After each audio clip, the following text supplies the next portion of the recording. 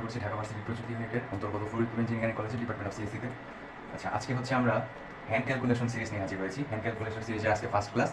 Admission বলো, বিশেষ করে অ্যাডমিশনেই যে বিভিন্ন সরকারি ভার্সিটির যে অ্যাডমিশন মানে পাবলিক ভার্সিটির যে অ্যাডমিশনগুলো আছে অথবা বিসিএসেও এইসব কাজে লাগে, যে হচ্ছে হ্যান্ড ক্যালকুলেশন। এই জিনিসটা হচ্ছে সব জায়গায় কাজে লাগে। যে হ্যান্ড ক্যালকুলেশন সিরিজের আজকে ফার্স্ট ক্লাস। তো হচ্ছে এখানে কয়েকটা মান, যেহেতু ফার্স্ট ক্লাস আজকে বেসিক করবো, এখানে কয়েকটা মান আমাদের মুখস্থ করা লাগে। যে মুখস্থ মানগুলো নিয়ে আজকে আলোচনা করবো, তারপর সিরিজ ওয়াইজ আস্তে আস্তে হচ্ছে হ্যান্ড ক্যালকুলেশনগুলো আমরা প্র্যাকটিস করবো। ওকে, সো আজকে ফার্স্টে কিসের মান মুখস্থ করবো? লগের মান, লগ রিলেটেড যা যা আছে, রুটের মান আর ফ্র্যাকশনের মানগুলো। ঠিক আছে, তাহলে লগের মানগুলো ফার্স্টে মুখস্থ করার জন্য কিছু ইজি ট্রিক আমি শেয়ার করবো। যেমন হচ্ছে যে লগের মান, এগুলো মেইনলি হচ্ছে যে ক্যাশ রিলেটেড যে পিএইচ এর মান নির্ণয়ের যে অঙ্ক ম্যাথগুলো আছে ওখানে কাজে লাগে। ঠিক আছে, তাহলে লগের মান কি কি আছে ফার্স্টে ওগুলো দেখি। যে log 0, log 1, log 2, log 3, log 4, log 5, log 6, log 7, log 8, log 9 and log 10. Okay, so এই মানগুলো পড়ার জন্য আমরা ফার্স্টে যেটা দেখে নিই সেটা হচ্ছে যে log 0, log 0 এর মান হচ্ছে ইনফিনিটি, log 1 এর মান হচ্ছে 0, log 2 এর মান হচ্ছে 0.3। ঠিক আছে, এই log 0 এর মান যে ইনফিনিটি, এটা হচ্ছে আমরা মানে এমনিতেই জানি বা হচ্ছে ক্যালকুলেট করলে আছে ম্যাথের, সো ওইভাবে বুঝে যায় যে log 0 এর মান ইনফিনিটি, log 1 এর মান 0, এটা হচ্ছে মুখস্থ করা লাগবে। log 2 এর মান হচ্ছে 0.3, log 3 এর মান হচ্ছে 0.5। এরপর থেকে আমরা আর মুখস্থ করার সেরকমভাবে দরকার নেই। কেন? কারণ হচ্ছে এই ট্রিক্স ফলো করা যায় যে হচ্ছে log 3 এর মান 0.5, তাহলে log 4 এর মান আমরা হচ্ছে এক ঘর করে বাড়াই দেবো প্রত্যেকটা পরের। যে log 0.5 আর log 0.6 মানে হচ্ছে 0.1 ঘর করে বাড়াই দেবো। ঠিক আছে, সো পরে যদি আসি যে log 5 এর মান তাহলে হবে 0.7। ঠিক আছে, তারপর log 6 এর মান 0.8। ঠিক আছে, সো এই যে দেখো 0.1 ঘর করে বাড়তেছে। ঠিক আছে, এরকমভাবে log 7 আর log 9 এই দুইটার ক্ষেত্রে একটু ব্যতিক্রম আছে। যে কি ধর টাইপের ব্যতিক্রম? যেখানে 0.05 করে পারবে। যেমন এখানে log 6 এর মান 0.8 আর এটার মান হবে 0.85। log 8 এর মান আবার 0.9 আর পরেরটার মান হচ্ছে 0.95। মানে log 7 আর log 9 এই দুইটার ক্ষেত্রে খালি জাস্ট একটু ব্যতিক্রম, যে 0.85 আর 0.95। ঠিক আছে, আর এখানে log 10 এর মান হচ্ছে আমরা সবাই জানি 1। তাহলে মেন জিনিসটা কি? যে log 0 এর মান ইনফিনিটি, log 1 0 আর log 2 0.3, এই তিনটা ভ্যালু মুখস্থ করা লাগবে। এরপরে থেকে যে log 3 এর মান 0.5, log 4 এর মান 0.6, মানে হচ্ছে 0.1 করে করে করে বাড়ায় যাও। শুধু log 7 আর log 9 এর ক্ষেত্রে কি, যে এর আগে যেটা আছে সেটার সাথে 0.05 পরিমাণ বৃদ্ধি পাবে। ঠিক আছে, তাহলে এই টোটালটা গেল লগের, টোটালটা গেল কি আমাদের লগের মান হ্যান্ড মুখস্থ করার জিনিস। ঠিক আছে, তো যার যে প্রয়োজন হয় স্ক্রিনশট দিয়ে রাখতে পারেন। এরপরে হচ্ছে আমরা দেখব রুটের মান। রুটের মানগুলো মুখস্থ করবো। তাহলে ফার্স্টে 0 থেকে স্টার্ট করি। √0, √1, √2, √3, √4, √5, √6, √7, √8, √9 and finally √10। ঠিক আছে, সো এগুলো হচ্ছে ট্রিক্স দিয়ে আমরা ফলো করা ট্রাই করবো। যেমন হচ্ছে যে √0 এর মান তো 0, এটা সবাই জানি। √1 এর মান 1, এই দুটো হচ্ছে আমরা ছোটবেলা থেকে জানি। ঠিক আছে, কিন্তু √2 এর মানটা মুখস্থ করা লাগবে, যেটা কি 1.41, আর √3 এর মানটা 1.73। ঠিক আছে, এই √2 আর √3 এই দুইটার ভ্যালু হচ্ছে আমরা মুখস্থ করবো। ঠিক আছে, 1.41 আর 1.73, √4 এর মান কত এটা তো আমরা সবাই জানি 2। এরপরের গুলা জাস্ট 0.2 করে, এরপরের গুলা জাস্ট হচ্ছে 0.2 করে বাড়ায় যাও। যেমন হচ্ছে √4 এর মান কি 2, এরপরটা যদি 0.2 করে বাড়ায় যায় তাহলে কি হবে 2.2। ঠিক আছে, √5 এর ভ্যালু কত আছে 2.2, তাহলে এর মাঝে ডিফারেন্স কত পাইতেছে 0.2। তো প্রত্যেকটার সাথে এরকম 0.2 করে বাড়ায় যাও।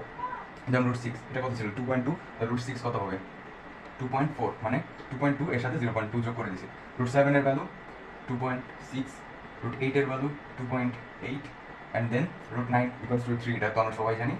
আর হচ্ছে √10 এটার ভ্যালু কত 3.2, মানে প্রত্যেকটার সাথে আমরা কি করলাম 0.2 করে যোগ করে দিলাম। ঠিক আছে, এগুলো হচ্ছে এক্সাক্ট ভ্যালু না। যেমন হচ্ছে আমি ক্যালকুলেটরে যদি দেখাই তাহলে √5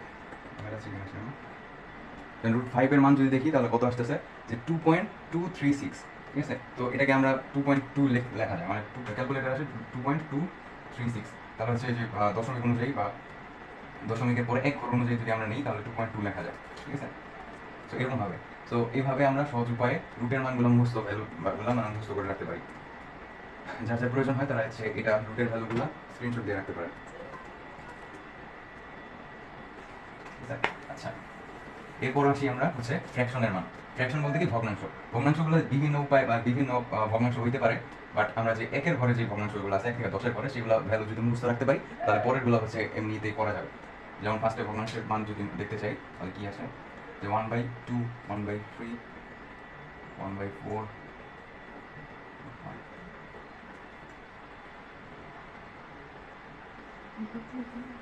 1/9 and finally 1/10. ঠিক আছে, তাহলে হাফ ফার্স্টে কি আছে হাফ, এটা তো আমরা সবাই জানি 0.5, হাফের ভ্যালু কি 0.5, এরপরেরটা 0.33। ঠিক আছে, এটা হচ্ছে এমনি মুখস্থ রাখা যায় বা হচ্ছে এমনি দেখতে পারেন ক্যালকুলেট করে যে হচ্ছে 3, তাহলে 3 তিরিকে যায় 9, 1, আবার হচ্ছে দশমিক দিলে 0, তো এইভাবে 3.3333 এভাবে যেতে থাকবে। ঠিক আছে, আর 1/4 এটা কত 0.25, 1/5 এটা হচ্ছে 0.2, এটা ভাইস ভার্সা টাইপ মনে রাখতে পারেন যে হাফ ইকুয়ালস টু 0.5 আর 1/5 ইকুয়ালস টু 0.2। এরপর যদি 1/6 দেখি তাহলে এটা কত হয় 0.167, 0.167। পরে হচ্ছে 1/7 ইকুয়ালস টু 0.14। এরপর 1/8 ইকুয়ালস টু 0.145, 0.125, 1/9 ইকুয়ালস টু 0.111, 0.111, আর হচ্ছে 1/10 ইকুয়ালস টু 0.1 বলা যায়। ঠিক আছে, সো এই মানগুলা হচ্ছে মুখস্থ রাখা লাগবে হ্যান্ড ক্যালকুলেশনের জন্য, বিভিন্ন জায়গায় কাজে লাগে। তো আমরা যারা বিভিন্ন টাইপের ভগ্নাংশ আছে, যেমন হচ্ছে ধরেন এরকম থাকলো 22/6, বা হচ্ছে যে অনেক কিছুই থাকতে পারে, যেমন হচ্ছে যে 33/24। ঠিক আছে, সো আমরা যদি এই ভ্যালু তো আমরা মুখস্থ করতে পারবো না, সরাসরি করতে পারবো না, বাট এটাকেই শর্টকাটে কীভাবে কাজে লাগাইতে পারি, যেমন হচ্ছে 33 কি আছে 24, 24কে কীভাবে ভাঙাইতে পারি যে 4/24, তাহলে 4 × 6, তাই না? তাহলে যে এখানে কি আছে মনে মনে কি লিখতে পারি 33 × 4/6 না, তাহলে 1/4 গুণ আকারে আছে আর 1/6 গুণ আকারে আছে। তাহলে 33 এর সাথে 1/4 এর যে ভ্যালুটা এটা যদি বসাই দিই আর 1/6 এর যে ভ্যালুটা এটা যদি বসাই দিই তাহলে কি হবে, তাহলে হচ্ছে এই ভ্যালুটা বা হচ্ছে দশমিক আকারে সুন্দরভাবে সহজভাবে গুণটা করে ফেলতে পারবো। তো এই যে এই ভ্যালুগুলো মুখস্থ রাখা, মানে এই ভ্যালুগুলোই বেসিক, এগুলো মনে রাখা লাগবে। তাহলে আজকের ক্লাসে আমরা কি শিখলাম যে হ্যান্ড ক্যালকুলেশনের জন্য লগের মান, রুট এর মান আর ফ্র্যাকশনের মানগুলো মুখস্থ করা লাগে। ঠিক আছে, আর কয়েকটা ভ্যালু আছে, যেমন জি এর ভ্যালু বা অভিকর্ষ ত্বরণ, এটা আমরা সবাই জানি জি = 9.8 মিটার/সেকেন্ড স্কয়ার, বা এটাকে 32 ফিট/সেকেন্ড স্কয়ার বলা যায়, ফিট। ঠিক আছে, এটা বলা যায়। আবার হচ্ছে কয়েকটা ভ্যালু হচ্ছে কাজে লাগে যে জি/পাই বা জি × পাই অথবা হচ্ছে পাই, এর আগে আছে পাই স্কয়ার। ঠিক আছে, এর আগে আছে পাইয়ের জিনিসটা জানি, পাই ইকুয়ালস টু কি আমরা সবাই জানি 3.1416। ঠিক আছে, কিন্তু এরকম অনেক ক্যালকুলেশন আছে যেগুলাই পাইয়ের ভ্যালুটা এটা বসাইলে বেশি ঝামেলা হয়, বাট আমরা যদি শর্টকাটে মনে রাখতে পারি ভগ্নাংশ আকারে, তাহলে কি হয় পাই ইকুয়ালস টু লেখা যায় 22/7। ঠিক আছে, এটা মনে রাখতে পারি। যেমন হচ্ছে আমাদের যদি এরকম একটা ক্যালকুলেশন হয়, যেমন এক্সাম্পল হিসেবে দেখি, যেমন হচ্ছে আমাদের 14 গুণ পাই 14/11 × পাই গুণ আকারে আছে। ঠিক আছে, বাট এটাকে হচ্ছে আমাদের নর্মালি যদি দেখতে চাই তাহলে মানে দেখা যাবে যে অনেক কি বলবো যে অনেক হ্যান্ডি ক্যালকুলেশন হয়ে যায়। যদি পায়ের ভ্যালুটা আমরা 3.1416 বসাই, 3.1416 যদি এখানে বসাই তাহলে দেখা যাবে কি অনেক লেন্দি একটা প্রসেস হয়ে যাবে। বাট আমরা এখানে পায়ের জায়গায় যদি আমরা 22/7 বসাই, ঠিক আছে 22/7 বসাই, তাহলে দেখা যাবে জিনিসটা অনেক ইজি হয়ে যাবে। কিরকম, যেমন যে 7 × 7, 7 × 2 = 14, আর হচ্ছে 11 × 11, 11 × 2 = 22, তাহলে অ্যান্সার কত 4।